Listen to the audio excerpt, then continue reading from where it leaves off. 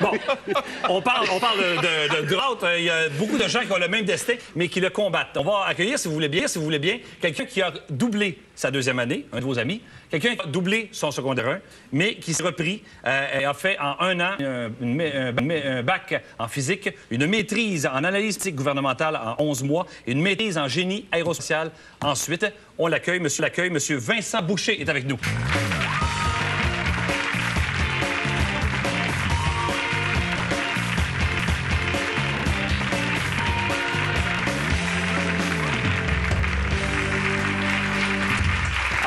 Alors Vincent, on parle de toi comme étant un phénomène. Est-ce que tu te considères toi-même comme étant un phénomène? Ben, pas vraiment, là. Pas vraiment? Ben okay. Non, je fais ce que j'aime dans la vie. Oui. Donc, ce que j'ai dit, c'est vrai. À l'école, considéré comme étant nettement au-dessous de moyenne, plus jeune. Ben, quand j'étais jeune, j'étais considéré comme le moins bon de l'école, puis je me battais à chaque jour. Mais après ça, c'est parce que j'étais passé en famille d'accueil pendant 10 ans, puis après ça, je me suis repris. J'ai lu 500 livres de médecine à l'âge de 14 ans. Je me suis reconstruit de A à Z. D'accord. Pour avoir une idée d'où tu pars physiquement, regardez bien une image de toi, c'est à 15 ans, ça, hein? Donc, c'est à 15 ans. 15 ans et quelques mois. 15 ans et quelques mois. Et toi, aujourd'hui, maintenant, on va voir un peu l'évolution. Mais on le voit déjà, là, mais en voyant ici. Bon. Ça, c'est avec ou sans stéroïdes? Ça, c'est le sang. C'est ça? Ben oui, ben oui. Sans, tu vas en manger une. Alors...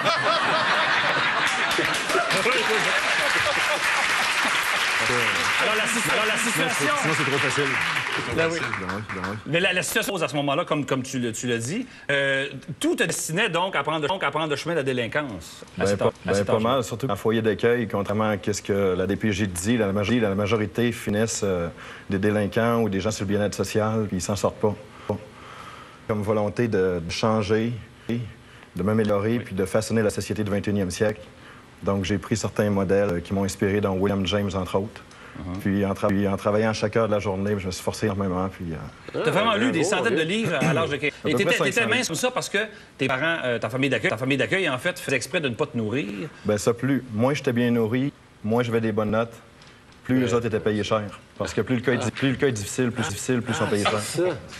Excellent système. Ben oui. Ça, alors, de toi-même, en étudiant, de par la lecture, et à un moment donné, ce sont même les universités qui sont mises à ta, je pense, qui t'ont contacté. Il y a le recteur de l'Université Laval, Michel Gervais, qui m'avait contacté. Il m'a demandé de faire une session de chimie en 4 jours. Fait que je l'ai fait. Après ça, ils voulaient que je demandais de faire un doctorat, mais ils n'ont pas voulu, ils n'étaient pas capables de suivre. Fait que...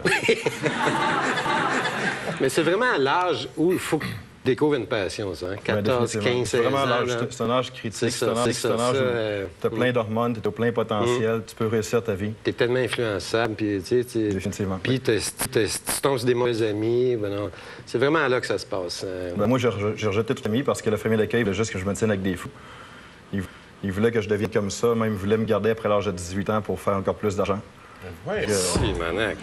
J'ai décidé de m'en sortir. Alors là, ce que j'ai dit, les bac en physique, tu as une vitesse astronomique et non seulement tu as fait même, tu dis que tout le monde peut apprendre. Selon toi, c'est pas parce qu'on est imbécile qu'on ne réussit pas à l'école, ça n'a absolument rien à voir. Bien, ça n'a rien à voir. Tout le monde peut réussir à atteindre ce qu'il veut dans sa vie. C'est pas un problème, c'est tous des trucs, ces choses-là. Puis, tu as mis sur pied, toi, la Fondation Intelligence. Fondation Intelligence, c'est un organisme sans but lucratif reconnu par le gouvernement du Canada pour inspirer les jeunes qui vont façonner la société du 21e siècle dans le domaine artistique, scientifique, technologique et social.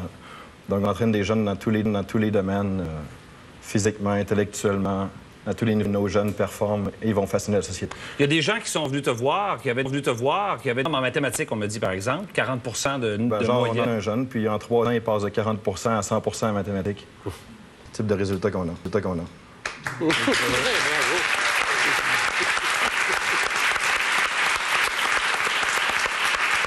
Alors, vous aviez donc le potentiel de devenir astrophysicien, vous avez décidé de faire des blagues. Non, je suis pas sûr.